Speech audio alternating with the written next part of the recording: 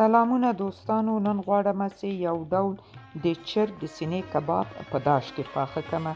نو دا مې راخیستې ده تر نیمې کیلو نه زیات د چرګ غوښه ده، سینه یې ده البته، او دا مې په لیمو او مالګې کې اول تقریبا نیم ساعت اخته پرې ایښې وه په یوه لیمو کې، او په دغه رقم لرګي دي، په دې کې به بیا ږدوم او په داش کې به پخوم، او بیا هم نیم لیمو نور هم ورته پکار دی، او دلته په دې لوښي کې زعفران دی چې زعفران هم ور اچوم.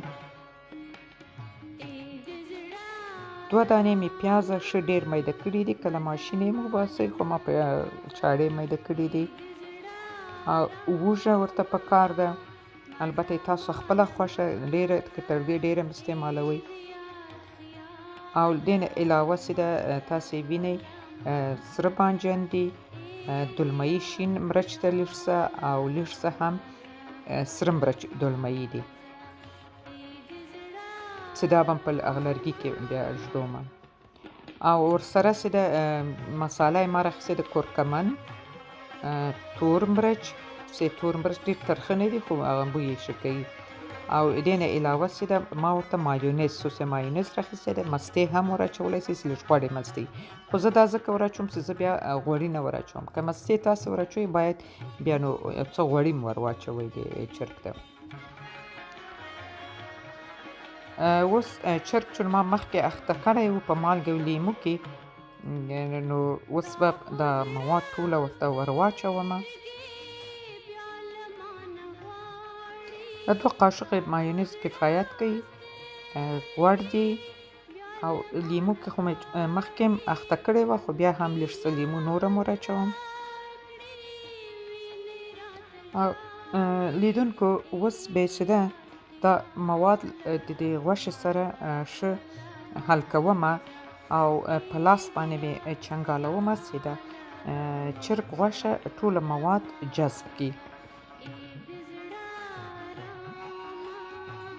نو تقریبا یو حوصله که ورته ولرئ یو 15 دقیقې باید په لاس باندې داسې ښه چنګال کړئ چې دا مواد ښه جذب کړي. او وروسته له 15 دقیقو بیا یوه پلاستیک پې اچومه او په یخچال کې یې ږدومه. که تاسې وخت لرئ لا مخکې وکړئ، یوه شپه مخکې هم تاسې کولی شئ چې دا اخته کړئ او په یخچال کې یې کېږدئ په فریزر کې نه، او که داسې دفتن غواړئ چې ویې کړئ نو یو 2 ساعته حد اقل باید دا اخته یې پرېږدوئ. نو زه دا یو تقریبا 2 ساعته په یخچال کې کېږدومه، پس له 2 ساعته بعد به نو بیا په لرګو کې به ورکم او تاسې به راسره یاستئ.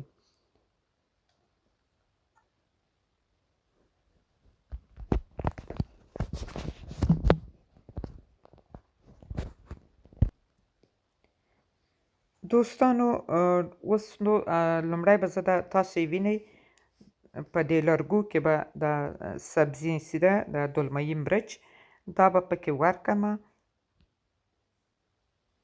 کولی شئ چې دا مثلا تاسې د چرګ له غوښې سره یې په هغه یوه سیخ کې ورکئ، او که غواړئ جلا یې هم ورکولی شئ، خو زه غواړم چې دا بیل ورکمه.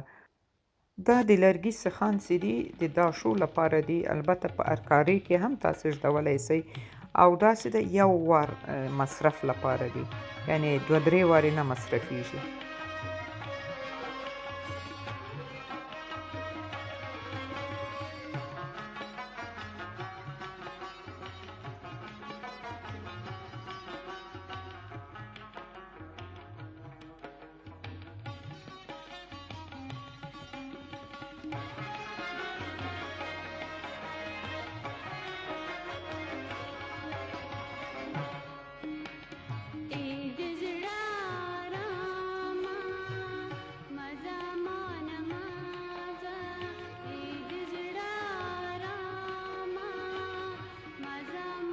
دوستانو دا د کباب مې بعد له 2 ساعتو راواخیسته، او دې نه چې زیات وخت ورکړئ لا به زوم ښه وي، خو زه اوس چون دفتن مې نن وغوښتل دا د ښه اخته سوی ډېر زیات ښه بوی یې او دوستانو د ما یې رسونه تاسې کولی شئ په دې کې وچه دڼیا هم استعمال کړئ.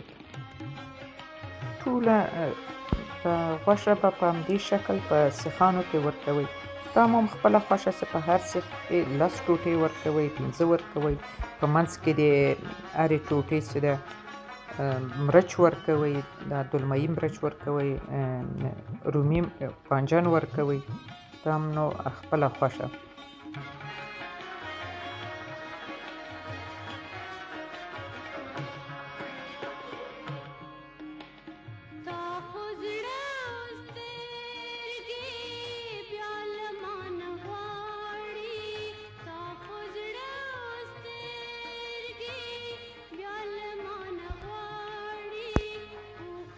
دوستانو اوس داش مې مخکې لګولی ده.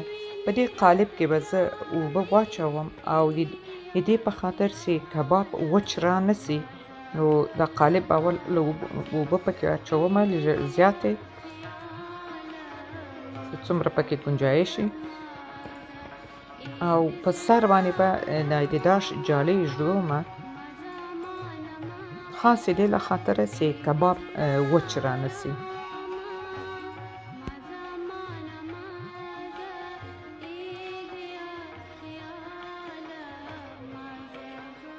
او اوس به تاسې وینئ سیخان ږدو.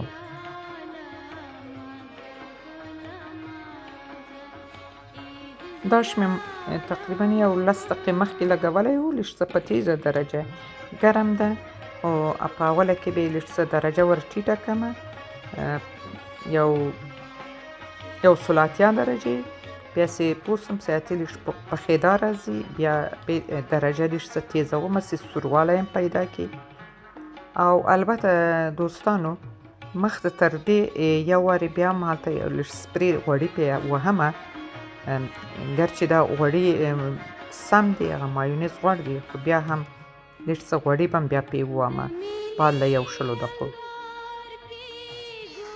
لیدونکو کباب تیار سو، ډېر ښه ښایسته خوندور راغی او ډېر زیات ښه بویږي.